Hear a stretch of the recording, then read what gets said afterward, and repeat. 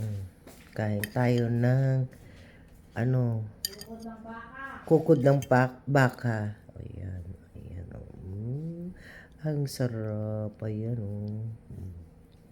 Ayan kain tayo guys. Ayan. Mainit na mainit pa. Ay sus, sarap. Ang sarap magigop na naman. Bulalo kung tawagin yata yan.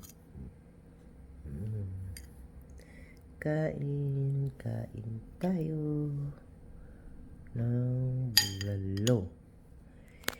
Ayan.